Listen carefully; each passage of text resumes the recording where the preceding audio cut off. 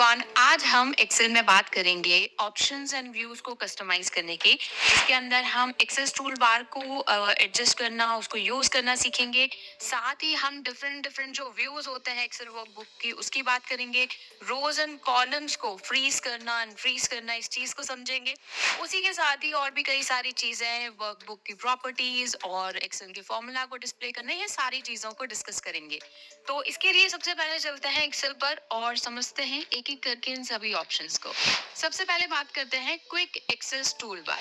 देखिए, जब भी हम किसी भी एक्सेल में या किसी भी वर्कबुक में काम कर रहे हैं तो कई बार कुछ ऐसी कमांड्स होती हैं या फिर कुछ ऐसे स्टेप्स होते हैं या कुछ ऐसे एक्शंस होते हैं जो कि हम बहुत ज्यादा इस्तेमाल करते हैं। जैसे कि मान लीजिए आपकी एक एक्सेल वर्कबुक है और उस वर्कबुक के अंदर बार बार आपको ऐसी कमांड है जो बार बार आप इस्तेमाल करते हैं। जैसे कि आप सेव एज का ऑप्शन आप बहुत बार इस्तेमाल करते हैं, अनडू या रीडू का ऑप्शन आप कई बार इस्तेमाल करते हैं, प्रिंट करने का ऑप्शन कई बार इस्तेमाल करते हैं। हम जैसे मान लीजिए प्रिंट का एग्जांपल लेते हैं कि कोई डॉक्यूमेंट है और वो मुझे प्रिंट करना है, तो इसके लिए मैं फाइल में जाऊंगी, देन उसके बाद में यहाँ पर प्रिंट पे जाऊंगी और यहाँ से मैं सारी एक्टिविटीज करूंगी, ठीक है। लेकिन यही अगर मुझे एक शॉर्टकट चाहिए हो, यानी ये एक ऐसी चीज है, ऐसा स्टेप है जो मैं बार बार इस्तेमाल करती हूँ, तो मैं इसको क्विक एक्सेस टूल बार में लगा सकती हूँ, ठीक है। अभी जैसे यहाँ पर आप देख सकते हो, ये जो ऊपर आपको जगह दिख रही है, ये जो ऊपर सबसे ऊपर ये जो टैब आपको दिख रही है इधर, जहाँ ये नाम लिखा हुआ है हमारे फाइल का, इसके यहाँ ये लेफ्ट साइड एकदम टॉप कॉर्नर पर जो स्क्रीन पर आपको दिख रहा है, this is your quick access toolbar. अब क्विक एक्सेस टूल बार में जैसे नाम से पता चल रहा है, यहाँ पर कुछ ऐसे स्टेप्स हैं, कुछ ऐसे एक्शंस हैं जो कि आप क्विकली यूज कर सकते हो यहाँ से। अब इसको सबसे पहले तो हम कस्टमाइज करेंगे, यानी इसके अंदर जो भी हमारे हिसाब से स्टेप्स हम बार बार इस्तेमाल करते हैं उसको हम ऐड करेंगे, फिर उसको यूज करना देखेंगे।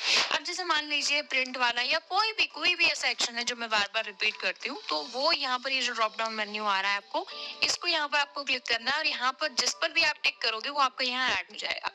जैसे मान लो आप बार बार न्यू जो फाइल्स है वो ओपन करते हो, तो आप इस न्यू पर क्लिक करोगे तो यहाँ पर आप देख सकते हो ये एक एक्शन बना आ गया।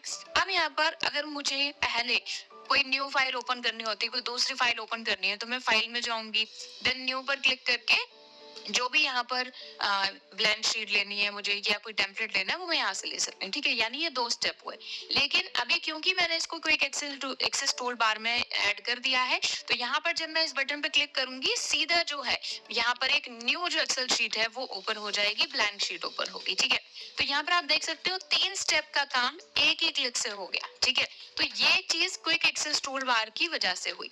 अब यहाँ पर और भी आपको कोई स्टेप्स लगाने हैं तो आप बहुत सारे जो है यहाँ पर इनको टिक कर सकते हो। जैसे क्विक प्रिंट आपको करना है, आप मेलिंग बहुत ज्यादा करते हो तो ईमेल पे क्लिक किया, तो देखो सीधा यहाँ पे मैं क्लिक करूंगी और ईमेल जो है एक ही क्लिक से यहाँ पर ही ओपन हो जाएगा आउटलुक, और मैं मेल कर सकती हूँ, ठीक है। अब यहाँ पर अगर इन सबको हटाना है तो वापस से आप इस पर जो है इस तरह से अनटिक इसको कर दोगे और ये जो है हमारा यहाँ से ये हट जाएंगे, ठीक है। अभी और आपको कोई कमांड चाहिए तो आप मोर कमांड्स पे जाकर, और यहाँ पर कई सारी आपको कुछ फिक्स जो है कमांड्स आपको मिल जाएंगी। जैसे मान लो मेरे को कट वाला ऑप्शन बार बार मैं यूज करती हूँ, तो इस पर सेलेक्ट करूंगी और ऐड यहाँ पर बटन है, मतलब यहाँ पर जो पहले से इन्होंने पॉपुलर कमांड्स दी हुई है और यहाँ पर राइट साइड में वो आ जाएंगी जो आप यहाँ पर ऐड करना चाहते हो। तो जैसे मान लो इंसर्ट सेल्स वाला ऑप्शन है, वो बहुत बार यूज करती हूँ, तो इसको मैंने सेलेक्ट किया, ऐड पर क्लिक किया, तो ये यहाँ पर आ गया। ओके पर क्लिक किया तो आप देख सकते हो ये यहाँ पर आ गया। अब जैसे मान लो मुझे इंसर्ट सेल करनी है, पहले मैं इंसर्ट सेल कैसे करती हूँ, यहाँ पे मैंने क्लिक किया, राइट क्लिक किया, फिर इंसर्ट सेल पे क्लिक किया, ठीक है। लेकिन अभी मुझे करना है तो सीधा मैं इंसर्ट सेल पे क्लिक करूंगी और यहाँ पर ये पूछ लेगा कहाँ इंसर्ट सेल वो करनी है, और इस तरह से आप ये देखो कर सकते हो। तो ये आपका टाइम जो है सेव करने वाली टेक्निक है।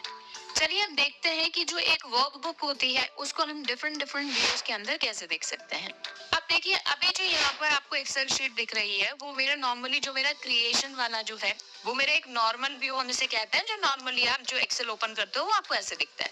लेकिन मान लो मुझे एक्सेल को देखना है कि मेरी जो जो मेरे जो ये डॉक्यूमेंट है ये प्रिंट होने के बाद में कैसा लगेगा, या जब मैं इसको प्रिंट करूंगी तो ये कैसा लगेगा। उसके साथ ही आपको ये देखना है, अगर आपने एक एक्सेल शीट को अलग अलग पेजेस में डिवाइड किया हुआ है, अलग अलग पेजेस में बांटा हुआ है, तो वो अलग अलग पेजेस आप कैसे देख सकते हो, ये सारी चीजें आप डिफरेंट डिफरेंट व्यू में देख सकते हो। तो अब यहाँ पर पेजेस को, इस एक्सेल शीट को अलग अलग व्यूज में देखने के लिए आपको देखो नीचे यहाँ पर लेफ्ट हैंड साइड में ऑप्शंस मिलते हैं।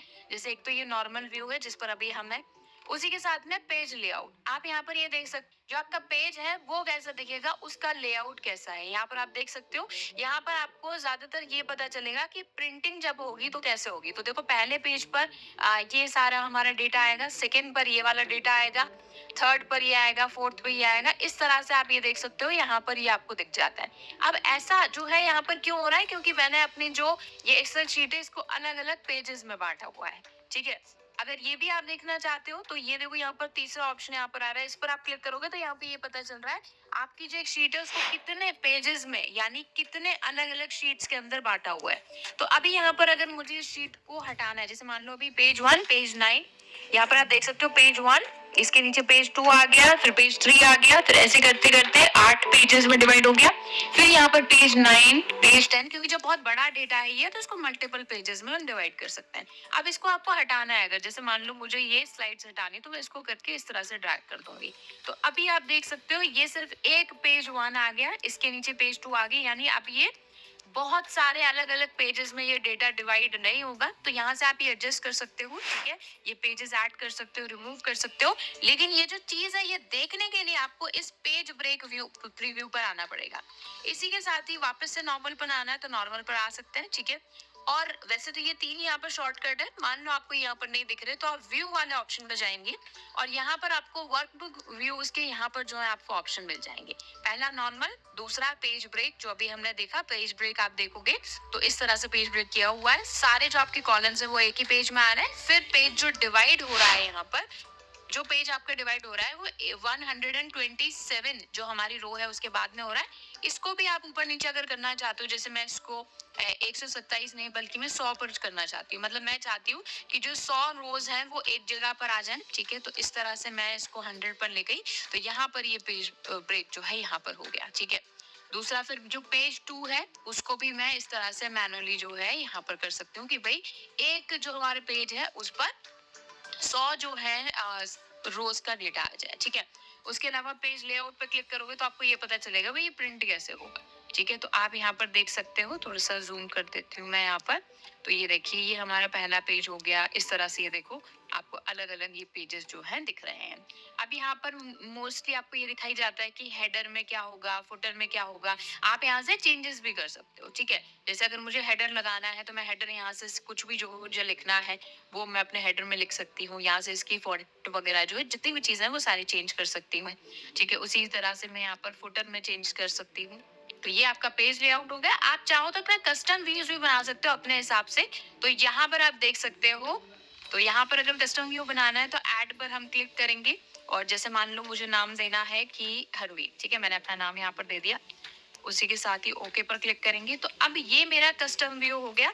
अब जब भी मैं इस कस्टम व्यू पर क्लिक करूंगी तो यहाँ पर शो पर जब मैं क्लिक करूंगी तो ये यहीं पर आ जाएगा। अब जैसे मान लो इसको हम कैसे इस्तेमाल कर सकते हैं, जैसे फॉर एग्जाम्पल आप एक टीम के साथ में काम कर रहे हो। ठीक है, और जैसे बहुत सारा ये हमारा डेटा है और मुझे मतलब मेरा जो काम है वो मेरा काम चालू होता है 250वीं जो रो है उसके बाद में मेरा काम चालू होता है। यानी 250 के ऊपर जो है मेरी कोई दूसरी टीम मेंबर काम कर रहा है, मेरा काम 251 से जो है चालू होता है। तो अब यहाँ पर मैं जब भी कोई ये वाली एक्सेल शीट खोलूंगी तो मैं क्या करूंगी, स्क्रॉल डाउन करूंगी और 251 पर आऊंगी। ठीक है, लेकिन यही चीज अगर मेरे को क्विकली करनी है तो मैं इसको एज अ व्यू सेट कर सकती हूँ। कैसे, सबसे पहले तो 251 पर हम आ जाते हैं। ठीक है, यहाँ पर मैं आ गई, जैसे मुझे यहाँ से मेरा काम स्टार्ट करना है ना, तो अब मैं इसको एज अ व्यू सेट कर सकती हूँ। ठीक है, तो कस्टम व्यू में गई, ऐड पर क्लिक किया और आप अपना नाम दे सकते हो या कोई भी अपने हिसाब से, जैसे कि जो आपको ठीक लगे वो आप नाम दे सकते हो। ओके पर क्लिक करेंगे तो ये देखिए यहाँ पर ये सेट हो गया। अब देखो क्या होगा, मान लीजिए मैं इस शीट को ओपन करती हूँ, बिल्कुल स्क्रैच से ही ओपन हो रही है। अब मेरे को 251 के ऊपर जाना है, 251 के ऊपर जाना है। तो अब मेरे को ये करने की जरूरत नहीं है, ड्रैग ऐसे करने की जरूरत नहीं है। मैं कस्टम व्यू पर गई, मेरा जो ये व्यू आ रहा है यहाँ पर इसको मैंने सेलेक्ट किया, शो किया तो ये देखो 251 पर हम ये वापस से आ गए। ठीक है, तो ये जो तरीका है इससे आप अपना टाइम जो है काफी ज्यादा बचा सकते हो। अब चलिए बात करते हैं कि जो आपकी एक्सेल शीट है उसके अंदर अगर आपको किसी रो को फ्रीज करना है तो आप कैसे करेंगे।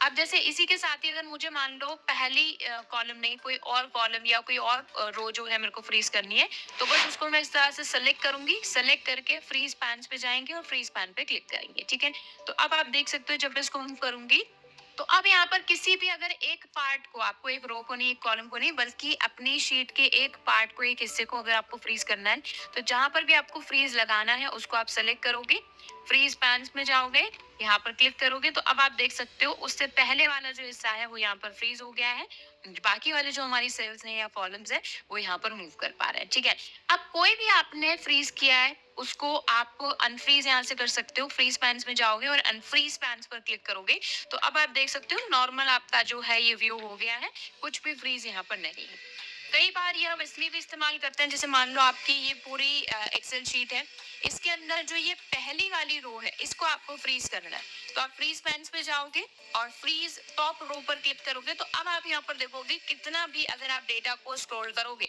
तो आपकी जो पहली वाली रो है वो यहाँ पर फ्रीज्ड है, जिससे कि आपको डेटा को समझने में आसानी होगी। जैसे मान लो अभी अगर ये फ्रीज नहीं होती तो जैसे ये वाली जो एक कॉलम है इसमें अप्रैल में कितना डेटा है, ये अप्रैल है भी या नहीं मुझे नहीं पता चलता, बट आपको मुझे पता है ये अप्रैल का डेटा है, ये मार्च का डेटा है, ये फरवरी का डेटा है। क्यों? क्योंकि मैंने पहली जो टाइटल वाली रो थी उसको मैंने क्या कर दिया, फ्रीज कर दिया। तो इस तरह से आप फिर रोज को फ्रीज करके अपना जो नेविगेशन है वो काफी ज्यादा इजी कर सकते हो। इसी को ही अगर अनफ्रीज करना है तो फ्रीज पर जाओगे, यही पर फ्रीज पैन से जाओगे और अनफ्रीज पैन कर दोगे, अभी आप देखोगे तो नॉर्मली ये काम कर रहा है जैसे पहले कर रहा था। अब चलिए बात करते हैं विंडो व्यूज की। अब यहाँ पर आप देख सकते हो कि व्यू वाले टैब के अंदर एक विंडो नाम का ग्रुप है, जहां से आप जो है अपनी जो एक्सेल वो अलग अलग फाइल्स या फिर अलग अलग विंडोज को आप एक साथ या तो मॉडिफाई कर सकते हो या कंपेयर कर सकते हो, आपस में उनकी तुलना कर सकते हो कि जैसे कि ये एक हमारे पास डेटा है, जैसे मान लो ये इस साल का डेटा है, इसको मेरे को कंपेयर करना है पिछले साल के डेटा से, तो वो मैं कर सकती हूँ। तो इसके लिए पहला जो ऑप्शन आ रहा है वो आ रहा है न्यू विंडो का। तो अब जैसे मैंने न्यू विंडो पर क्लिक किया आपने देखा कि ये जो हमारी डेटा है सेम डेटा ये एक नई विंडो में यानी एक नई एक्सेल में ओपन हो गया।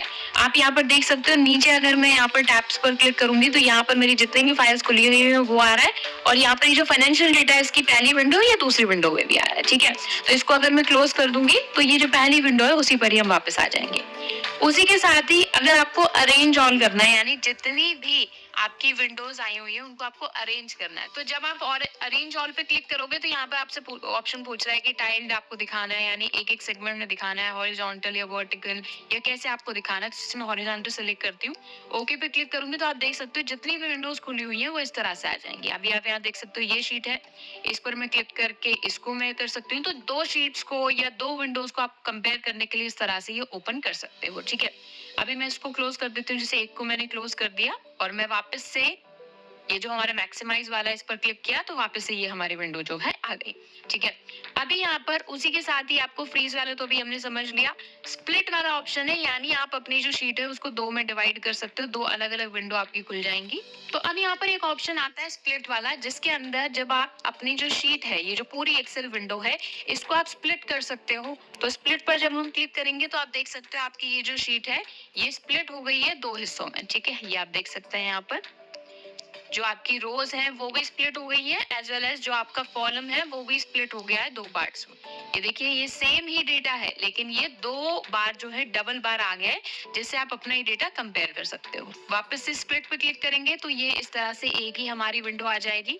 हाइड आपको करनी है अगर कोई विंडो हो इस तरह से हाइड हो जाएगी, और जब आप किसी भी दूसरी विंडो पर आकर यहाँ पर अनहाइड पर क्लिक करोगे तो आपको आ जाएगा भाई इसको आपने अनहाइड किया था, ओके पर क्लिक करोगे तो ये डेटा ओपन हो जाएगा। अब इसको हम कैसे इस्तेमाल कर सकते हैं, मान लो आप बहुत सारी शीट्स पर काम कर रहे हो, मैंने 10 यहाँ पर जो है शीट्स ओपन करी हुई है, 10 नई विंडो ओपन करी हुई है, उनमें से कभी मैं दो पर काम कर रही हूँ, कभी दूसरे तीसरे पर काम कर रही हूँ, फिर मैं पांचवें पर काम कर रही हूँ, तो ऐसे में जिन पर मैं काम नहीं कर रही हूँ उनको मैं हाइड करके रख सकती हूँ, जिससे कि यहाँ पर काफी सारी विंडोज ओपन ना हो और जिसकी मुझे ज़रूरत है सिर्फ मैं उसी को ही ओपन कर पाऊँ, ठीक है? तो ये आप जो है हाइड और इस अनहाइड वाले ऑप्शन से कर सकते हो। उसके अलावा एक ऑप्शन आता है व्यू साइड बाय साइड। जब आप व्यू साइड बाय साइड पे क्लिक करोगे तो ये देख सकते हो दोनों कॉलम्स जो हैं, दोनों जो आपकी विंडोज़ हैं, एक ये फाइनेंशियल डेटा वाली और एक और जो मेरी विंडो खुली हुई है, ठीक है? अगर 10 विंडो खुली हुई है तो 10 के 10 यहाँ पर आ जाएंगी। आप इनको जब स्क्रॉल करोगे तो दोनों में देखो एक साथ स्क्रॉलिंग जो है यहाँ पर हो रही है। जैसे मैंने बताया, एक ही तरह के दो डेटा को कंपेयर करने के लिए ये वाला ऑप्शन आप यूज कर सकते हो। इसमें एक ऑप्शन आ रहा है सिंक्रोनस स्क्रॉलिंग, कि आप एक साथ इनकी स्क्रॉलिंग कराना चाहते हो या नहीं। तो जब आप इस पर क्लिक करोगे, मतलब अनक्लिक करोगे इस पर, तो आप देखोगे जिस पर आप क्लिक करोगे या जिस पर आप स्क्रॉल करोगे सिर्फ वही स्क्रॉल होगा, सारे स्क्रॉल नहीं होंगे। रीसेट आपको करना है तो रीसेट पर क्लिक करो। अब जैसे मुझे इसको इंक्रीज करना है, इसको डिक्रीज करना है और फिर वापस मुझे वैसे ही लेकर आना है, तो मैं रीसेट विंडो पर ले आऊंगी, तो जैसे पहले था बिल्कुल वैसी विंडोज आ जाएंगी, ठीक है? अभी यही मुझे सिर्फ एक ही विंडो पर काम करना है, तो व्यू साइड बाय साइड को मैं अनक्लिक कर दूंगी और एक ही विंडो हमारे यहाँ पर खुल जाएगी। विंडो स्विच करनी है तो आप यहाँ से देखो देख सकते हो, ये सबसे इंपॉर्टेंट ऑप्शन है जो हम ज्यादातर इस्तेमाल करते हैं। जितनी भी विंडो आपकी खुली हुई है, स्विच विंडो पर जाकर आपको जो भी विंडो खोलनी है एक ही क्लिक से आप खोल सकते हो। यहाँ पे देख सकते हो आप। तो ये आपके विंडो व्यूज वाले ऑप्शन आते हैं जिसमें आप 2 विंडोज या 10 विंडोज या 50 विंडोज पर एक साथ जो है काम कर सकते हो बिना किसी कंफ्यूजन के। उसी के साथ ही अगर आपको अपनी एक्सेल वर्कबुक की प्रॉपर्टीज वगैरह चेंज करनी है, जैसे आप अपना टाइटल यहाँ पर लगाना चाहते हो, इस ऑथर डिटेल्स डालना चाहते हो या और कोई प्रॉपर्टीज चेंज करना चाहते हो, तो वो आप कर सकते हो। इसके लिए हम फाइल वाले टैब में जाकर और इन्फो वाला जो यहाँ पर ऑप्शन है इस पर क्लिक करेंगे। तो यहाँ से आप अपनी जो बेसिक प्रॉपर्टीज है अपने इस एक्सेल बुक की, वो यहाँ से देख भी सकते हो और इनको चेंज भी कर सकते हो। जैसे यहाँ पे प्रॉपर्टीज आ रही है तो सबसे पहले तो यहाँ पर साइज आ रहा है, ठीक है? साइज के साथ में यहाँ पर टाइटल टैग्स आप लगा सकते हो, कैटेगरी यहाँ पर लगा सकते हो, जैसे कि ये हमारा फाइनेंशियल डेटा है, ठीक है? तो मैं यहाँ पर कैटेगरी जैसे फाइनेंशियल लगा दी या फाइनेंस यहाँ पर मैंने लगा दिया। इसी के साथ ही टैग्स आपको लगाना है तो आप लगा सकते हो। टाइटल मुझे यहाँ पर लगाना है तो मैं अपने इस पेज का जो है टाइटल, अब देखो नेम, फाइल नेम अलग होता है पर टाइटल अलग होता है। कई बार आपको ये जो हमारी एक्सेल फाइल है इसको अगर आपको किसी को ऑनलाइन वगैरह शेयर करना है तो उस केस में टाइटल, टैग और कैटेगरी आपके काम आ सकती है। उसके अलावा यहाँ पर डेट्स आ रही हैं, ऑथर यहाँ पर आ रहा है, तो ऑथर भी आप यहाँ पर अगर चाहो तो चेंज कर सकते हो। जैसे मेरे को ऑथर ऐड करना है तो मैं अपना नाम जो है यहाँ पर डाल सकती हूँ, ठीक है? तो ये मेरा ऑथर जो है आ गया। तो रिमूव भी कर सकते हो आप जिस पर्सन को आपको रिमूव करना है। लास्ट मॉडिफाई किसने किया है वो आप क्लिक करके फिर इसको सेव करके किसी के साथ शेयर करोगे तो उस पर्सन को जिसके साथ भी आपने शेयर किया है उसको ये सारी प्रॉपर्टीज दिखेंगी, ठीक है? तो ये आप बेसिक प्रॉपर्टीज चेंज कर सकते हो। अब चलिए बात करते हैं कि अगर मान लीजिए आपने कोई फॉर्मूला लगाया हुआ है तो उस फॉर्मूला को आप कैसे देखोगे।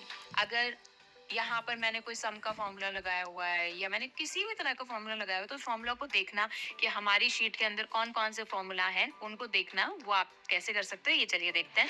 उसी के साथ ही अगर आपको अपनी एक्सेल शीट में कोई भी फॉर्मूला देखना है तो आप इस शीट पर क्लिक करोगे और यहाँ पर ये जो फॉर्मूला वाला ऑप्शन है इस पर क्लिक करके आप शो फॉर्मूला, ये फॉर्मूला ऑडिटिंग वाले ग्रुप के अंदर शो फॉर्मूलाज वाला ऑप्शन है, यहाँ पर आप क्लिक करोगे। अब यहाँ पर पहले आपको ये नंबर्स दिख रहे थे, सेल्स दिख रहे थे ना, अब उसकी जगह पर फॉर्मूला दिखने लग जाएंगे, ठीक है?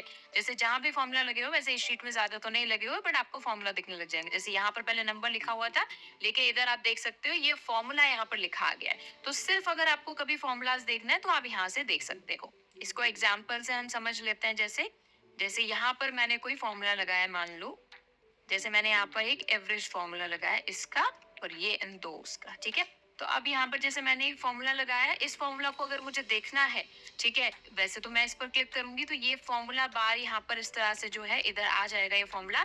लेकिन यही चीज अगर मुझे सारी सेल्स में देखनी है, यानी पूरी सेल्स में जितने भी फॉर्मूलाज लगे हुए हैं, तो फॉर्मूला टैब में जाकर ये जो व्यू फॉर्मूला वाला, ये जो शो फॉर्मूलाज वाला ऑप्शन है इस पर क्लिक करोगे तो आपकी शीट के अंदर जिस जिस सेल में जो जो फॉर्मूला लगा हुआ है वो यहाँ पर ऐसे विजिबल हो जाएगा, ठीक है? तो जब भी आपको एक साथ एडिटिंग करनी है तो आप यहाँ पर कर सकते हो, ठीक है? तो यहाँ पर आप देख सकते हो कि ये फॉर्मूलाज हम यहाँ पर शो कर सकते हैं। इसका एक शॉर्टकट भी है, that is control and title, ठीक है? तो कंट्रोल के साथ में अगर मैं यहाँ पर ये टाइटल जो है यहाँ पर अगर इसको क्लिक करूंगी तो भी मैं सारे फॉर्मूलाज को एक साथ देख सकती हूँ।